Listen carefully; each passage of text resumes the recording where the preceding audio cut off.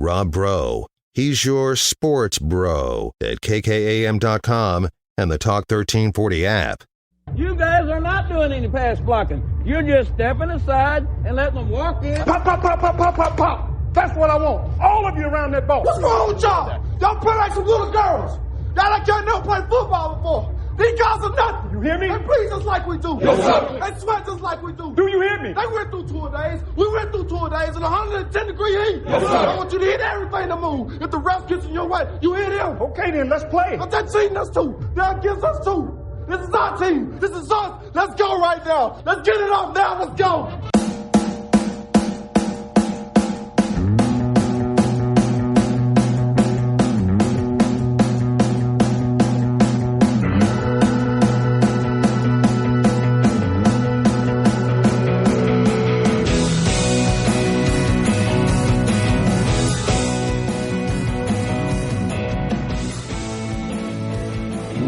Welcome in. It's the Rob Bro Show, Talk 103.9 News, Money, Sports. I am the host. You are the co-host. 806-855-3712 is the text line. We can continue anything we were doing on the Raiderland, the best restaurant in your hometown. Dead or alive. We can talk Two-Word Tuesday, describe the Texas Tech Athletic Department. I think David Collier said it best. What's next? In a lot of ways, obviously you have that describing the Texas Tech football program. That's their mantra, what's next? Whatever happens, bad, good, just focus on what's next. I think Coach Gerlich does a good job of focusing on what's next. Tim Tadlock, be where your feet are. He's been saying that for a long time. That's essentially what's next. Or more appropriately, what's happening right now. Not in the past.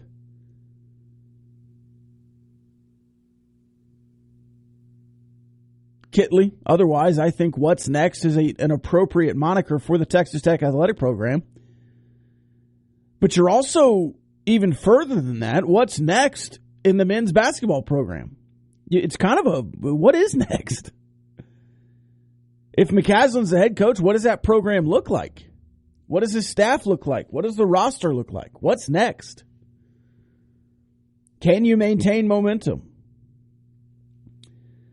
We also had a brief mention of the Gold Sox. The late Tony Gwynn threw Amarillo as the Gold Sox. Hey, I saw a stat the other day with Tony Gwynn.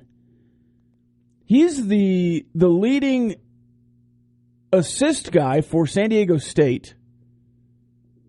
He had more assists in college basketball than he did strikeouts in a 20-year major league career.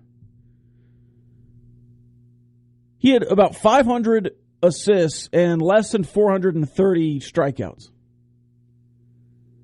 That's just a wild stat. 20-year career.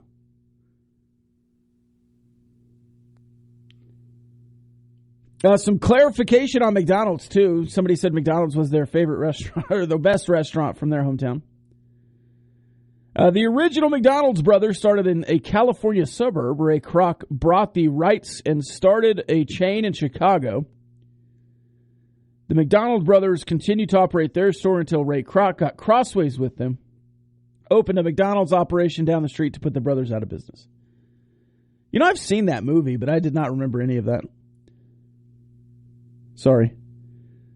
Kim Mulkey wanted to dress like Ric Flair.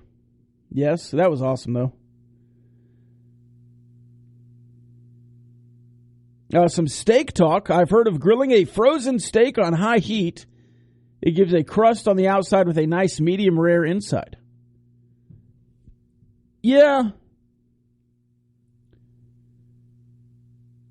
I'm generally thaw, room temp, reverse sear guy when I'm cooking steaks at home. Or just a straight sear rest method. Butter-based, obviously. This texter, hey, bud. It's a new name for the show tally. Hope you're having a fantastic Tuesday. Can the Big 12 still maintain its toughest basketball conference mantra even though it doesn't have any teams in the Final Four?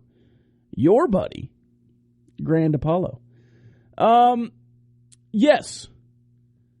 You had a national championship appearance and 2 straight national championships with schools that are staying in the Big 12.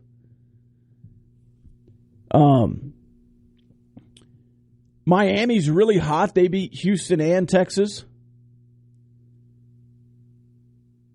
They were in and around. Kansas didn't have their coach. I kind of give them a pass this year. And it's FAU, San Diego State, UConn, and Miami, so it's not like the SEC or the Big Ten can take over. I mean, if it's not the Big 12, who is it, the ACC again, just because Miami got hot late?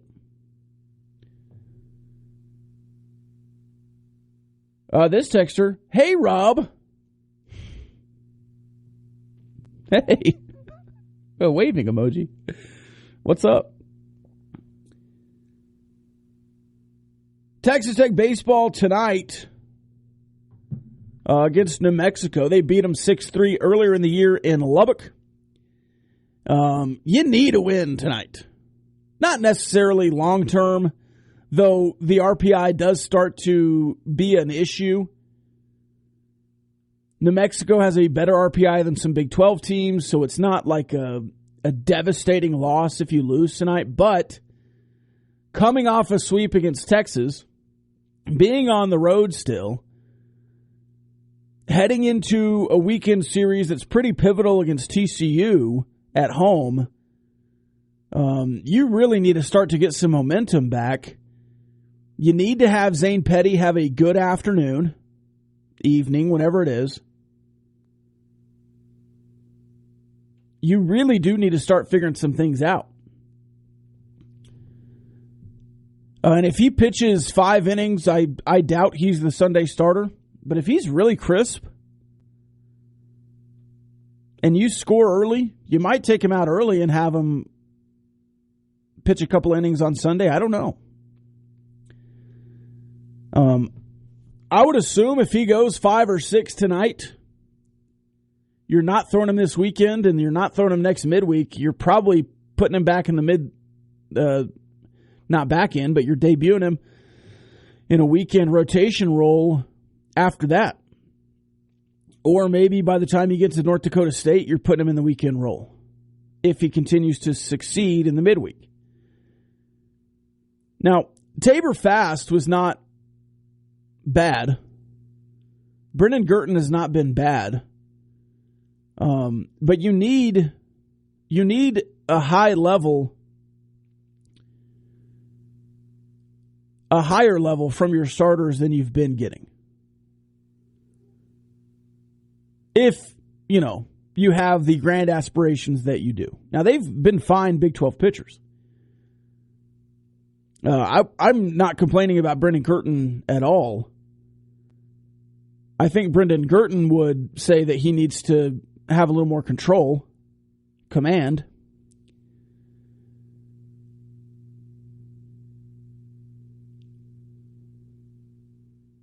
It'll also be interesting to see who's in the mix in the bullpen tonight. Not only why and how you need these guys, but just who's the first out, who needs more work, who needs a fine-tuning before the TCU series, or if you have a guy out there for 3 or 4 innings who's not going to pitch this weekend.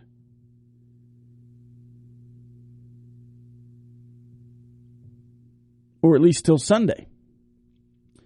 This will be the final game suspension for Brandon Beckel, who was suspended now 2 weeks ago against Oklahoma State, or at least a week and a half ago. It'll end up being 2 weeks by the time he pitches. Hurt you this weekend,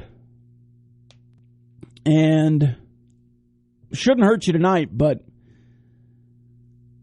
New Mexico's a school, a team, a roster that was really good offensively early. have cooled down a bit since you played them, but they were one of the best offenses in the nation through their first 15 games. I think they were 12-1 or 2. They're 14-8 now, so they've had a rough stretch since you beat them, playing better teams. You should absolutely beat them again tonight. But that's something we can talk about for the rest of the hour. We can also talk Texas Tech basketball. Grant McCasland tonight against Wisconsin, University of North Texas. If he's the guy, if they lose, he'll be the guy sooner. If he's the guy and they win, he'll be the guy later. Again, if he's the guy, I think he is at this point. But you really are just waiting for North Texas, which, again, I don't love. We'll also get back to the text line when we return. It's the Rob Breaux Show, Talk 103.9. News, money, sports. We'll be back after this.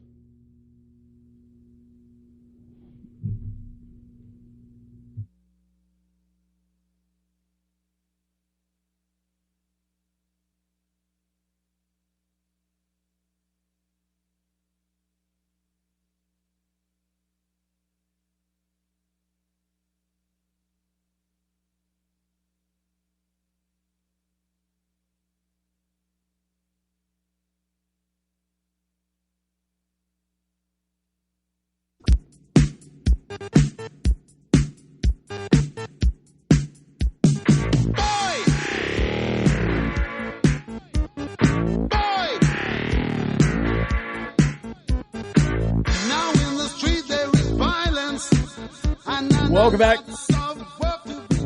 It's Rob Breaux Show, Talk 103.9 News, Money, Sports.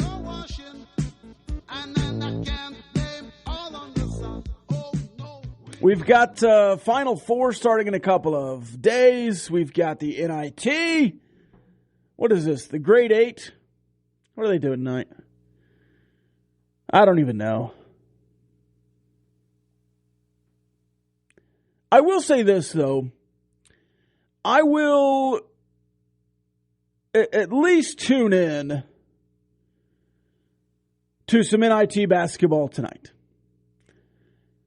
Not that I really want to or care to, but in some ways, very few ways really,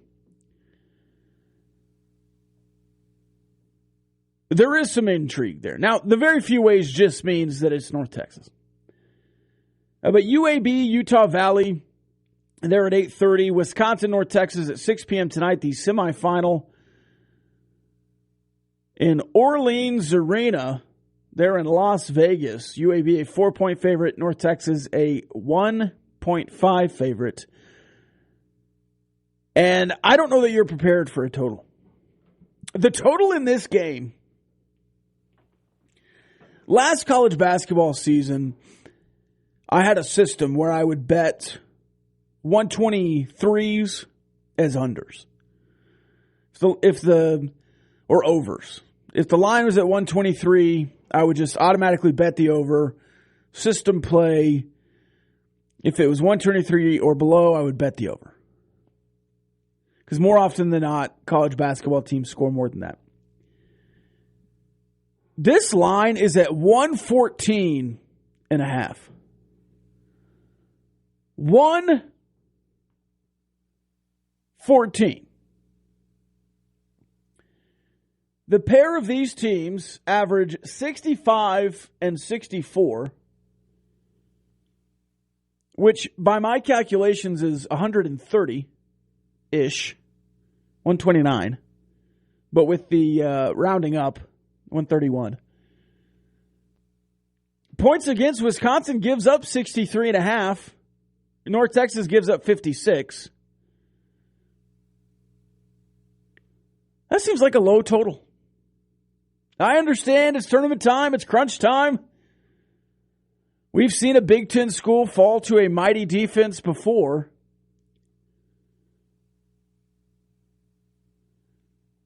Wisconsin's best player, the forward, Crowell, 12.5 per game, 7 rebounds a game.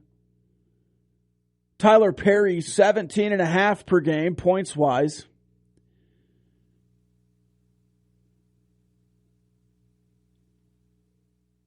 I think North Texas should win this game.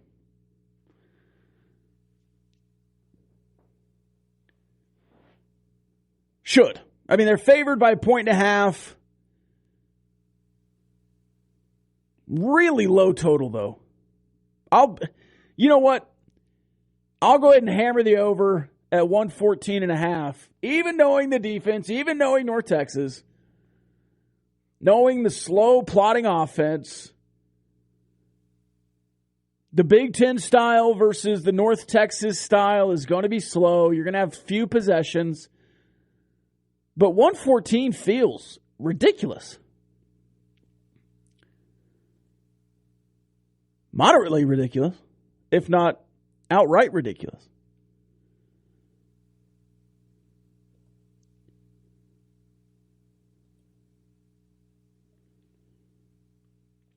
Texas Tech baseball dropping a few in most of the polls. Right around 20 now. They've settled in right around 20. Oklahoma State at 17 in D1 baseball. Texas at 21. Texas Tech at 22. West Virginia at 24 now. They are the only teams in the Big 12 ranked. At the top, LSU, Wake Forest, Florida, Vanderbilt, Virginia, top 5. Arkansas, 6. And then Stanford, on your schedule, Stanford, at 7th in the country. And you have to go to Stanford. That's going to be a really, really good series coming up. Obviously, you have a lot of games before that. New Mexico, TCU, ACU, North Dakota State before you get to Stanford.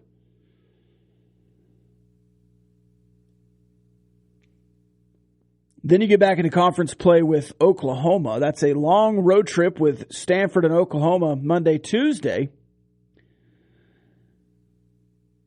That North Dakota State, a Thursday through Saturday series. When you roll into Stanford, you've got 8 games before Stanford. Let's just go crazy and say you go 7-1. You beat New Mexico, ACU, you sweep North Dakota State, you go 2-1 against TCU. I think you'll be back around 15.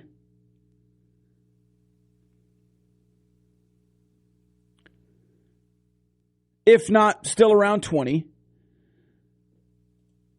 Stanford, before you get down there, will have played a 4-game set against Oklahoma.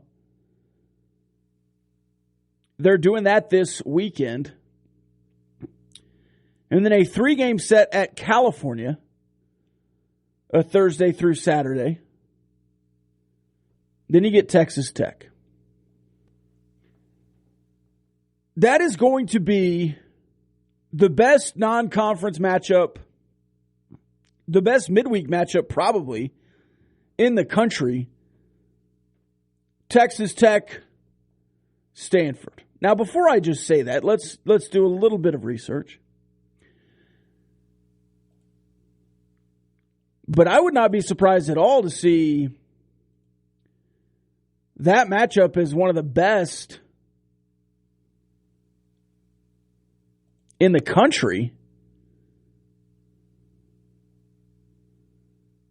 And one that a lot of eyes are going to be on. So you'll have a top 20 matchup between Coastal Carolina and Campbell, Texas, Texas State, Connecticut, Central Connecticut, and then Texas Tech, Stanford. The rematch of the Super Regional where they just absolutely housed you.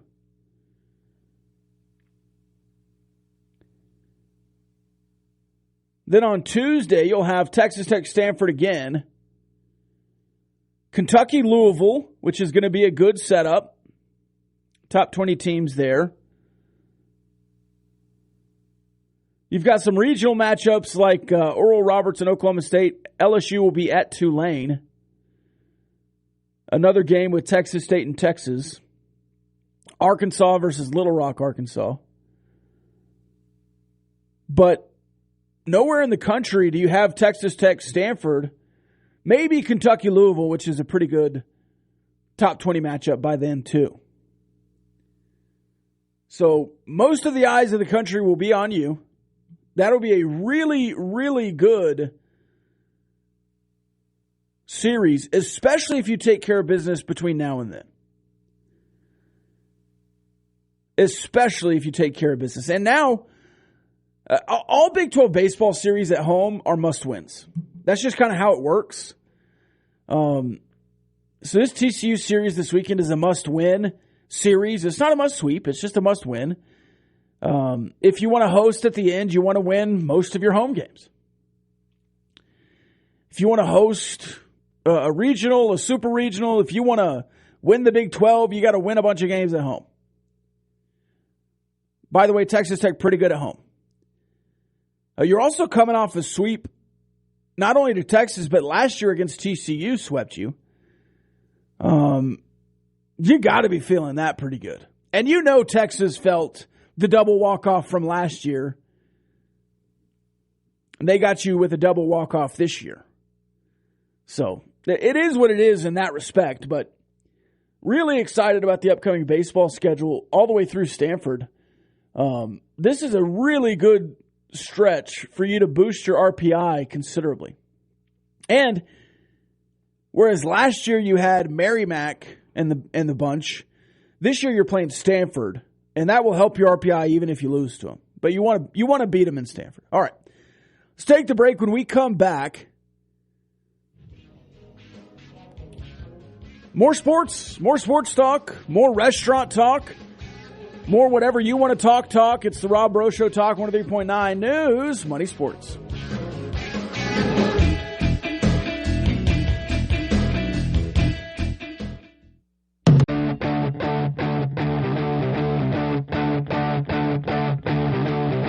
I said the Joker is a wanted man. It makes a way across the land. I see him sifting through the sand. So I tell you all the story about the Joker and the thief in the night. Welcome back.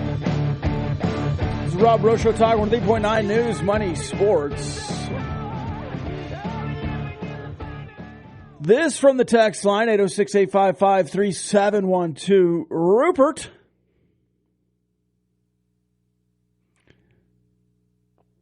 I don't know how I feel about Rupert. How confident are you in McCasland in leading the basketball program? Can he recruit or get transfers in? Can he develop relationships with players? Can he get them playing their best in March?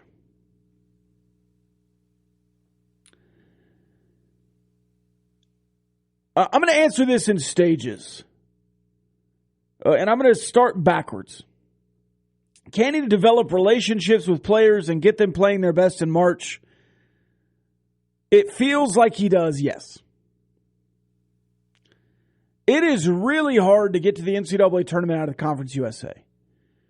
He did that once, potentially could have done it twice if COVID hadn't wrecked the 2020 tournament. Certainly they are playing their best basketball right now in the NIT this season.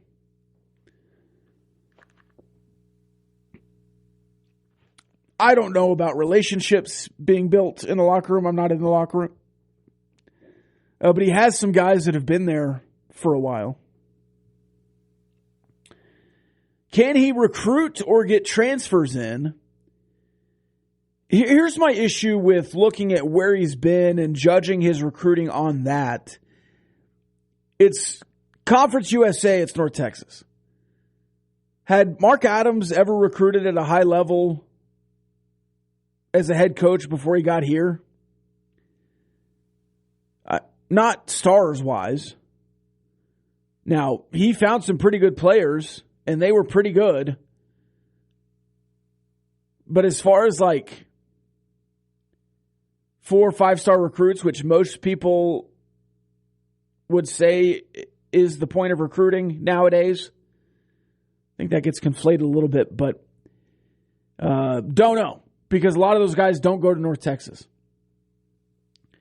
His best player, Tyler Perry, was a transfer from community college, I believe.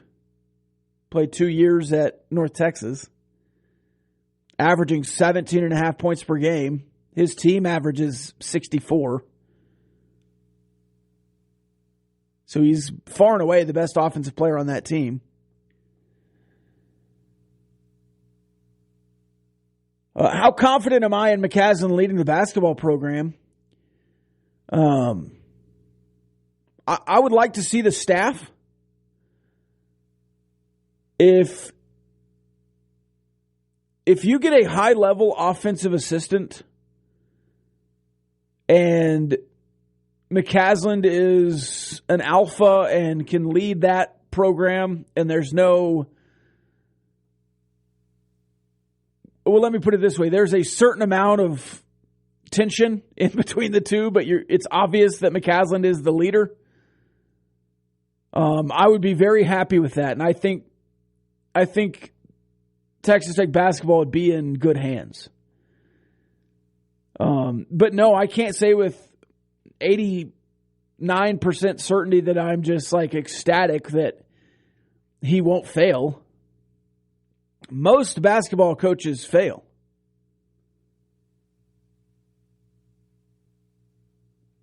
I mean, there are very few hires that are home runs long term. I mean, you can name a bunch of them, but just how many? I mean, there's 300 jobs in basketball. At least half of those are failures, if not more. How many successful seasons were there this year out of 330? 50? Now, it depends on the program and all that. Yeah, I get it, but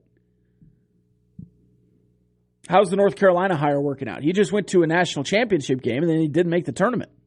Is that a good hire for North Carolina? Dear bro, how are you? I'm fine. I'm fine too. Hypothetically speaking, if your wife was building her dream home in Denton County, would you convince her to build a house twice as big in Lubbock with the new money you're being offered, or do you just say happy wife, happy life, and let her build her dream home in Denton?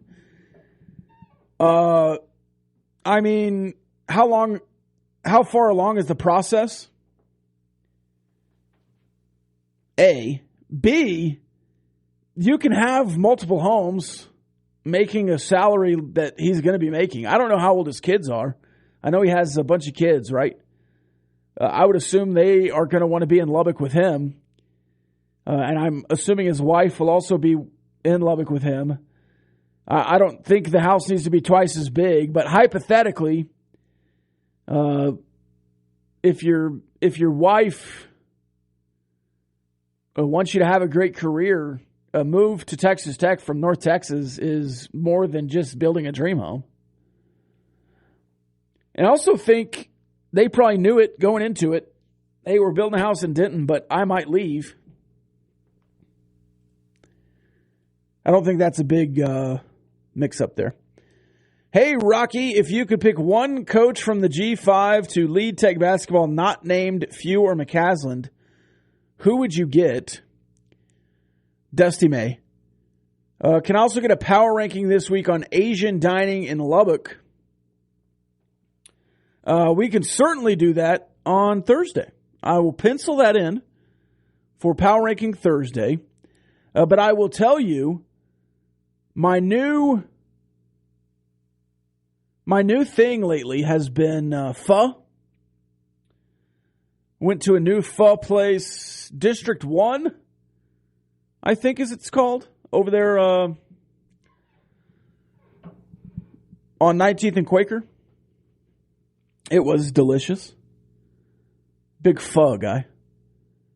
But I will power rank certainly when I get to Thursday.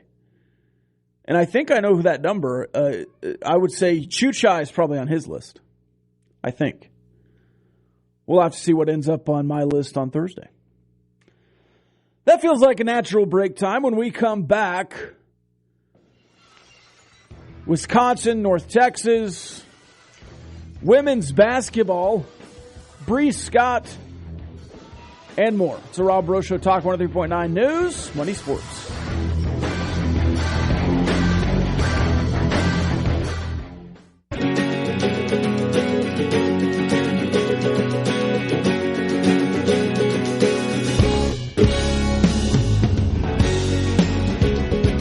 Welcome back. It's Rob Breaux Show, Talk 103.9 News, Money Sports. The NCAA women's basketball tournament has seen some major growth this year. In the early rounds, it was up 25%. The Sweet 16, thanks to Caitlin Clark from Iowa, who many say is one of the best basketball players regardless of division in college basketball. And I tend to agree. Maybe the most exciting player in college basketball still playing.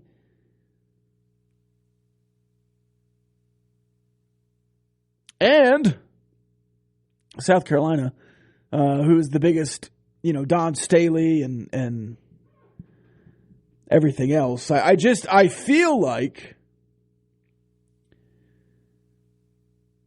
they've made more of an effort to get it out there, to advertise, and that has related to growth.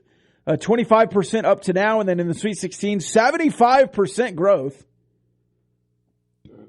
year to year. So in 2022, it was 75% smaller viewership. That is incredible growth, and could it be a one-off thing because it's Caitlin Clark? Sure. Maybe everyone was just watching her.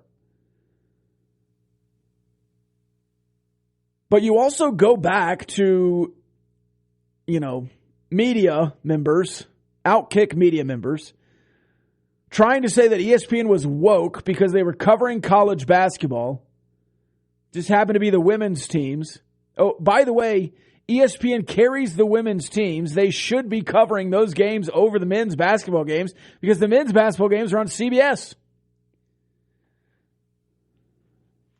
You can still do your tournament bracket challenge and get your clicks however you want to, but you should be covering the games that are on your stations. That's not crazy talk. The NIT, the women's tournament. I watched some of the South Carolina game last night at the bar. Good action. Speaking of women's basketball, Bree Scott is headed to Houston to hoop with some of the nation's best. Bree Amber Scott has accepted an invitation to play in the College 3-on-3U Showcase.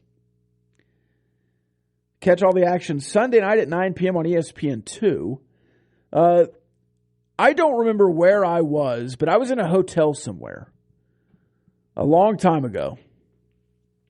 And I remember watching Andre Emmett in the dunk contest. It's now an iconic dunk. He jumps over a whole crowd of kids.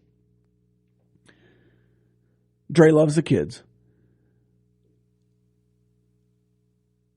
Hopefully, Bree Scott gets some moment like that, hitting a big three or whatever else in the 3-on-3 team skills competition that she'll be going in participating in. That's Sunday night at 9 p.m. on ESPN2.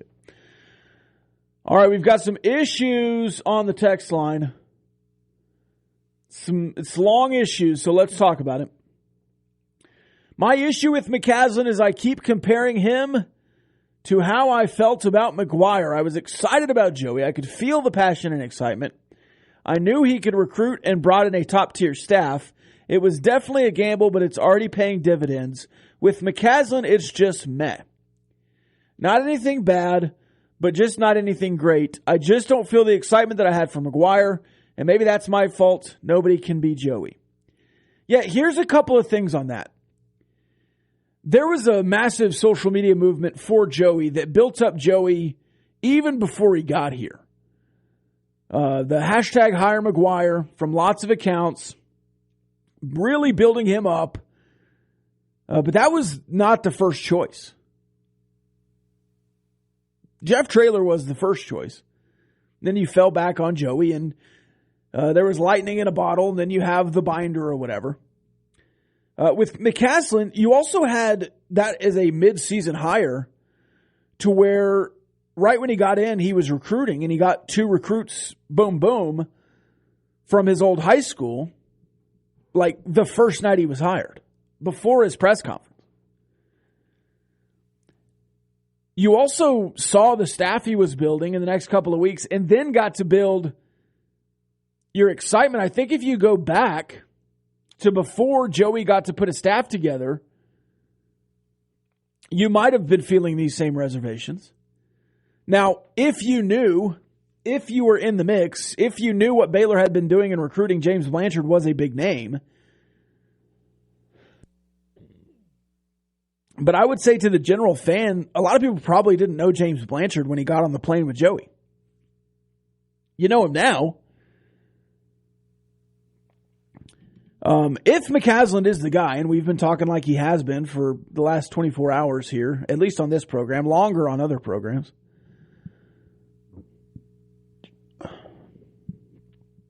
I think you let him get a staff first.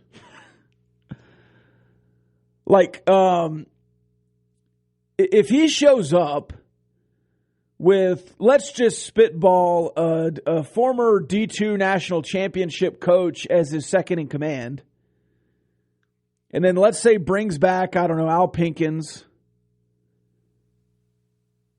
and then hires some other sitting head coach as his chief of staff that's about to retire, like a Lon Kruger when he went to UNLV. I know he went there with his son, but if you go get some experienced old head coach to come in and be the chief of staff, now you're starting to say, okay, well, it's a pretty good staff. And then if he gets a recruit or two, if Tyler Perry follows, if some of the guys stay, if Elijah Fisher says, oh yeah, I like that guy, let's come back in. Oh, Pinkins is coming back, let's keep Elijah Fisher. If some of that starts happening immediately, I think you'll change your tune. But we don't know. We don't know if it'll happen or not. But there was much more of a buzz for Joey McGuire, and that's also because it's football, maybe. And it was mid-season, and the season was still happening. And Sonny Cumbie also had a lot of buzz because you beat Iowa State and you got to a bowl game, and there was some success at the end of that year, and you beat Mississippi State, and that led into some excitement for the next football year. This, you nosedived to end the year. Nosedove? Took a nosedive? Whatever grammatically correct sentence that is. You finished on a low note. You didn't finish on a high note like football, which built you up and made you excited. You tanked. And you also have a whole year under Joey to be excited, and you got a huge boost in your recruiting. McCaslin's not going to get that opportunity. He'll be able to fill out a transfer class and will be immediately noticeable if he can recruit transfers or not. But the high school class is already cooked. It's already baked. It's already on the counter. So, and in basketball, maybe you do need to do transfers more, but I agree it's a different feel, but I think there's reasons for that. Here's a picture of Michael Keaton from the McDonald's movie. What are your thoughts of a dynasty in the NCAA tournament in Connecticut? Women's program until this year made 14 consecutive Final Four appearances. How does that compare to the UCLA and John Wooden era?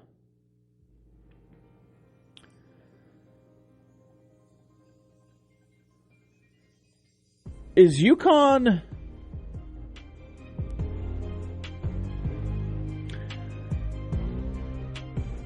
I actually would say this. UConn is... dynasty is the wrong word, but I think UConn's a blue blood basketball program. Men's and women's. Obviously in the women's. But they have more national championships than Kansas in the last 20 years. Yeah. They've had a lot of success. I wouldn't say they compare to John Wooden. I would say Gino Auriemma with the women's team and the run they had is probably the closest to John Wooden. Probably even more impressive because there's more teams he had to get through. All right, we'll take the break for the day. We'll be back tomorrow at 11 a.m. on the Raiderland. I've been Rob Bro. Be Rob Bro. We'll see you then.